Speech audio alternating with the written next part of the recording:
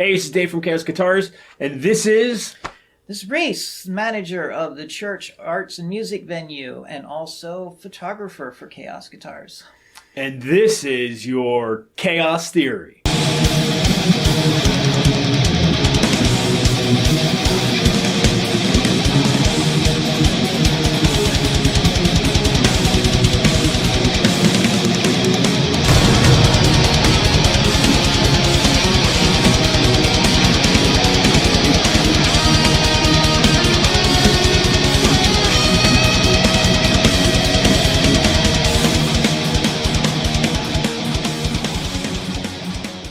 Today on Chaos Theory, we're going to talk to you about promotion. Promoting your bands and the venues that you're going to be playing at, because the two are necessary hand in hand. This is true. Promotion in general.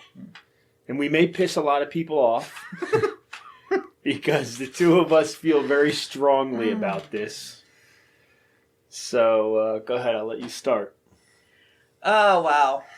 Where to start is the question. So, Dave and I both come from old school, late 80s and 90s of promoting when we were in bands before and so forth. And we remember the days of going out there and beating the street and hanging flyers, paper. My God, we went through so much tape and staples, it was insane. And, I'll let you tell how the flyers were made back when Hate Machine was done. But we all did this, Oh, yeah. Sitting... There were no computers, and you didn't just bring up Word and drop your pictures in and all that. You got the rub-on letters or the stencils. Or... I like the book, the little book of stencils that you drew a line. You had to put one letter at a time. Yep. And they had the little hole at the bottom where you lined up the line, and Yep. then you stenciled each letter in to make sure it was perfect. And how many times did you get all the way down to because I know you got the OCD thing like I do. You get down to the bottom of the flyer and the one line's crooked or something, and then you start all over. Because you couldn't just delete that one part. So then you start all over again. So, yeah. You missed the letter in the word. Oh, yeah. You had to white it out and start the whole... Yep. Oh, God. Yeah. Yeah, and then you finally get the nice copy, and it's got like the logo, taped here and this taped there and everything. And then you bring it to Kinko's or one of those places. And you spend a small fortune to have them run off 100 copies so you can go tack them up at places and hand them out to people that are going to then throw them in the trash. We would run off basically a whole ream of paper. Yeah. And at that point in time, you could take them to restaurants. They had, believe it or not, there's these things called payphones that used to be at all the restaurants and stores. And usually there was an area next to them that you could just you didn't even ask anybody. You walked in, you dropped a pile of flyers on the shelf, and then people coming in and out, and especially if they were using a phone. Oh, hey, look, there's a show. And they would grab one of these and take it along. And sometimes they took it to write their friends' phone numbers on and shit. It didn't matter because they were still seeing your shows. Yep. And the name got out there. Yep. And restaurants, you used to be able to put them in the front of restaurants, and stores left you advertise other local venues, and now the only thing they give you is that little freaking postcard. That's all you're allowed to put up. Yeah. So the flyer thing is rough, and we're figuring that out right now with the church. Is shout out to Jesse Morgan, my assistant at the church, and he wants to do a paper flyer. Plaster them all over we still again. do paper flyers, believe it or not. Well, Chad came down to the church one of our last shows there and did paper flyers. Yeah. Because why not? And they were around forever. Those things, I didn't throw them away. They floated on tables. It's annoying as shit, but that's my logo, my name right there. That's probably still hanging around the church somewhere. Yeah. So it works. I mean, that's the thing. Somebody's going to write a note on the back of one, but chances are months later they're going to flip this over and say, oh, who's this band or whatever. It ends up somewhere. It does. So one of the things that we've noticed, the punk bands, this is actually come back again. And so at the church, we are a music and arts only venue. We're not a bar or restaurant. And it is pertinent to this conversation. I want to point that out. So these punk bands are coming in and they're bringing 80 people in the door with them. And we're trying to figure out why aren't all the other bands that have played all these other big venues bringing 80 people in the door with them? And these kids are back to old school. They're like doing the old flyer. They'll sit down with a piece of white paper and literally Sharpie the whole concert information on it and their logos and everything else. And then same thing, they go to Staples and they run 1,000 of these things, and they just like probably more of them get thrown away at the places that they put them than actually get out there to people. But it's irrelevant. Somebody looked at that flyer. It's working. Something's working. Something's working, and they're getting the gigs, they're getting the shows, they're getting the people that come out and do it, and they're not even on. Most of these bands aren't even on Facebook at all. It's Instagram and paper, and it's wild. So hey, if any of you haven't thought of this, it might be something you want to try. Yeah. Yeah, it's amazing. I mean, you and I have talked about this forever, because I constantly say it's so easy now to copy what somebody else put out on a show that you're on the bill for. Yeah. And then throw it on your social media. It takes 2 seconds, and people aren't even doing that. Right. If I had the ability, if it was that easy years ago for me to take somebody's flyer that I was already on and literally pick it up and hand it to this guy as my flyer, I'd be doing that all the time. I don't understand where it stopped, where the promotion stopped. And I understand so many people want to do the music thing for fun, and that's great, but you still kind of have to look at it as a business, at least a little bit, because you can't do it for fun if you're not bringing people in the door, and you're not, venues don't want you to come there just because they think you're neat. They have to make money. So unless you have your own venue that you can play at, I don't know what to tell you. You got to do some kind of work. Yeah, and that's my standpoint as the manager of an actual venue. I have a lot of bands tell me, "Oh yeah, we have a big following. We always pack the house."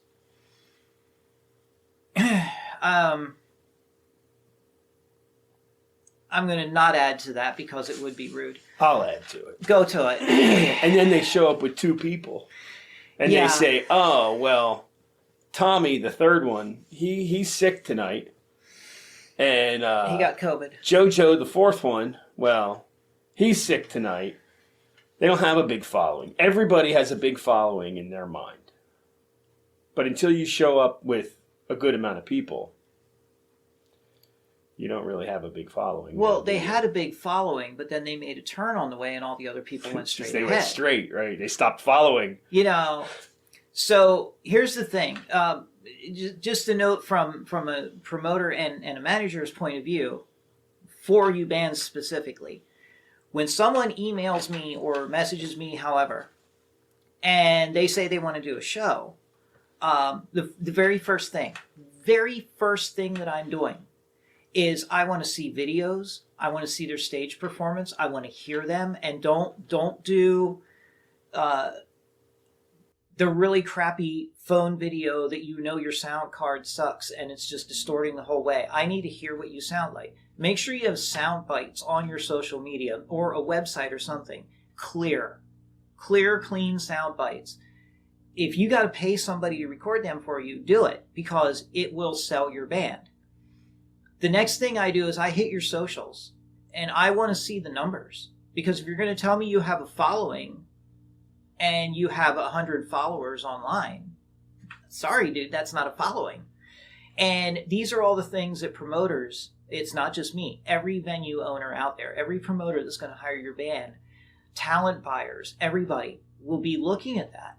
And if there's nothing that they can go on to either truly hear your sound, see what your stage performance is like, and you really don't have any following, chances are you're going to be a free opening band for quite some time.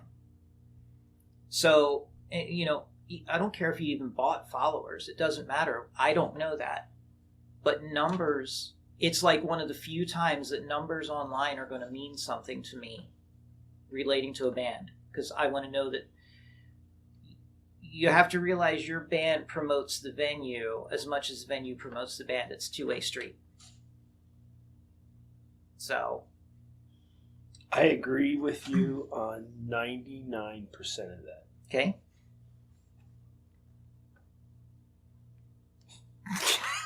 The other 1%. I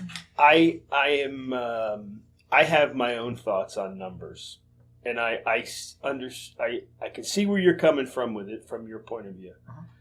I look at it from my point of view, maybe not so much from music, but in my mind it works that way too. I look at it from my business and I've heard this from a particular person and maybe that's why it sticks with me and I'm so anal about it. Well, you don't have a huge following. Well, no fucking shit. But guess what? 99% of the shit that I sell comes from those 500 or 800 people that follow me. So right. While 800 people on my business may not be a big following to you, all of my business comes from that. Mm-hmm. So I see where you're coming from with if you have 100 followers, that's not a big following. But if 90 of those people come to that show, that's a big following. There you go. So that's kind of where I'm at, because I've had somebody in the past tell me, don't have anything to do with these people because their numbers aren't there. I'm happy with my numbers, because if I had any more people, if I had 10,000 followers, I'd have more work than I could do, and I would be drowning. I'm pretty much drowning now. So I can see both sides of things. Yes. So I guess it's all a matter of perspective. I'm more saying it in the fact that the numbers help a promoter or a talent buyer kind of know what they're looking at. At the same time, we just discussed this earlier about some new bands that have come through that do only have like 500 followers online or something. So they asked for a show. I'm like, yeah, cool. I have this show. You can be an opener. Now, that band walked in, one in particular, on New Year's Eve, and just blew me away. They didn't bring people in the door, but that was irrelevant because we had half the town of Lebanon standing on the street. But their show blew me away. And I hope that they still got a lot of video from that show, because I know they had some people there recording it. And we're going to be having them back again. I believe it was April that we were discussing having them back, because they did impress me. But I had no preconceived notions about them before they came either. But once again, it's also one of those bands, I go back to what I started with. When they do a show in their hometown or anything that they put together personally, they're sitting down with the Sharpie and hand drawing a flyer, making this cute little cartoon people in the corners and stuff. And it's working. Yeah. Next year at this time, I expect them to have 10,000 followers. And look at you can see that, kind of like what you said earlier. If you look at their social media, if you look at people's social media, like I know, because when I look from a guitar standpoint or even from another band standpoint, if I look at somebody's social media and I see 30 memes and then one live shot and another 30 memes and one, I don't know, something that has to do with their band logo or something, I don't think they're all that serious. Right. So we want to see, at least I would want to see, I want to see your band. I want to see live shots. I want to see what you're doing. I want to know what you're doing. What we do is I post lyrics. I put my lyrics out there because, number one, this way I know you're not fucking stealing them, because it's time stamped then. and they're mine. Yeah. Sorry, a little tangent there. But, I mean, realistically, and then you get to know what bands are talking about. You get to know what you're going to see. You know, and maybe you'd be like, I don't know if I want to see these guys. Oh, wait, now I can relate to something. Yeah, maybe I will go see them. So, be personable. We have a show that Jesse put together in March. And one of the bands that will be the, let me think, at least the third show that they're playing at our venue. And now Jesse does all the flyers, posters, online promotion, everything for the church. And he's freaking amazing at it. Like, any samples, go to SCS The Church on Instagram, look at the stuff. It's amazing. This guy is very talented. And he's actually started doing work for bands now, promoting, making flyers for them and promotion stuff. And not to interrupt you, but he put together our COC2 flyers. Yes. So he put together this flyer for a March show, and the one band says, hey, turnout's down at all the concerts right now. And that's the kind of one of the reasons we're talking about this, because everybody's afraid to walk out their front door again. And the venues we're not making money. And the venue I run, if it wasn't for a secondary business helping it along, it probably would have closed already. And I hate to say that. It's out there in the world now, but I'm just going to say it, because that's how bad the state of the world has affected the crowds. So now more than ever, you have to do these massive things and new ideas and trying stuff to get your name out there as a band and a venue. So anyway, this one band liked this flyer so much for the show. And they're like, hey, if we find a way to make money before the show to help the bands that are traveling be there, that would be a cool thing, wouldn't it? And we're like, of course it would. Fast forward a week, there's t-shirts being made with the show flyer on the t-shirt. So not only can you come to a really kick-ass show, but you can buy a t-shirt, and the money, like half the price of that t-shirt, because they only cost like $10 to make, whatever, goes back to paying the bands that are going to be on that show. And then you buy a t-shirt and you'll forever immortalize that poster, frame the t-shirt, put it on the wall, whatever. But that was a totally new thing come up with this band in Lancaster, Pennsylvania. And I'm like, wow, I honestly never would have thought of this.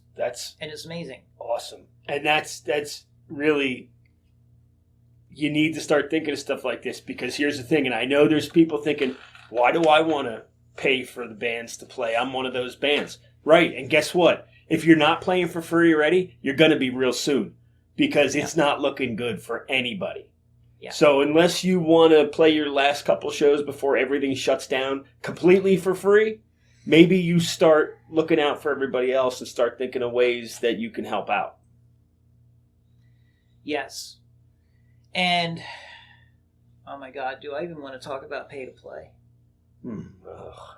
Is that a... I don't know. It depends on what your thoughts on it are. I wish that's a good way to rile me up too. I wish we were, live online right now, that I could get people to say, "Hey, tell us what you." Well, they can leave it in the comments. Let's do that. Leave it in the comments what you think of this, because what's come to my attention is this isn't happening in a lot of other places. It's really bad in Central PA, because one brilliant person came up with this plan, and all the clubs and venues followed it. And it makes me want to punch somebody every time I hear this stated. And understand, I run a venue that the bands get paid 100% on the door. But I would rather leave it up to the bands to do their own job of promoting, publicizing the show, and bringing their fans, before making them pay us to literally be there on stage. And I can almost hear the gasp from people in other areas of the world that are going to watch this and say, what, wait a minute, what? It happens, folks. There is clubs, bars, restaurants, places that are going to make money that night, whether your band is there or not. And they make beginning bands, the bands with, again, they're watching your socials and everything. If you don't have a following that satisfies them, and they don't have any record of a show from you whatsoever, you're going to have to pay them to play there. Yeah, and that's been going on forever. Because when fresh out of high school, when we started out, we were paying to play for any half decent show, and then we packed up and moved to Texas, and we walked into a club that was freaking enormous, Dallas City Limits, and we played the Texas Music Association show. And they put us on a stage the likes I've never seen before. And we said, which corner is ours? And they said, oh, no, this whole stage is yours. And they didn't ask us for anything except to put on a good show. And we were shocked. And that's the way it worked in Texas. Here, we were scraping and doing whatever we could just to play on a weekend. There, we were being asked to play in these freaking arena-type places. Yeah. The difference is insane. So I'm not telling you to go somewhere else. I'm telling you. Well.